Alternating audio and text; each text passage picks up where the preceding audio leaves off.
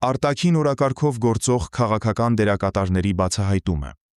Այս տեքստը ներկայացնում է հատվածներ մի ելույթից, որտեղ բարձրաձայնվում է արտասահմանյան ուժերի շահերը սպասարկող անհատների գոյության մասին։ Հեղինակը պնդում է, որ իրավապահ մարմինները տիրապետում են քաղաքական գործիչների մի ստվար ցուցակի, ովքեր գործում են այլ պետությունների թելադրանքով։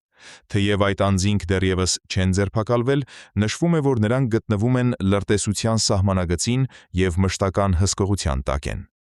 Ըստ աղբյուրի, պետական արձագանքը կլինի անխուսափելի, հենց որ այդ սուբյեկտները հատեն օրենքով թույլատրելի սահմանը։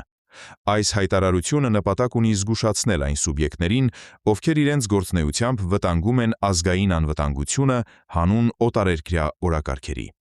Ինչ վերաբերում է ինոագենտ եւ այլն, դրանք երբեմն որպես պատկերավոր ձևակերպում են օգտագործվում, բայց ես համար ուզում եմ գաղտնիք բացահայտել։ Մենք ունենք անձանց բավականին հաստափոր տրցակ, ով մեր մարմինների գնահատմամբ եւ ձեռքբերված տվյալներով գործում են այլ երկրների օրակարգով։ Եթե այդ մարդիկ դեռ ազատության մեջ են,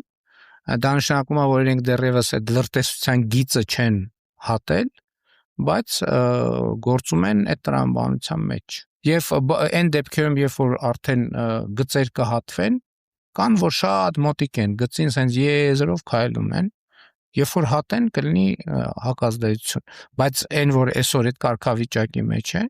ես այդ մարդկանց ցուցակ ունեմ, անուն ազգանունով, կոնտակտներով։ Ես խոսում եմ առաջին հերթին քաղաքական դերակատարների մասին։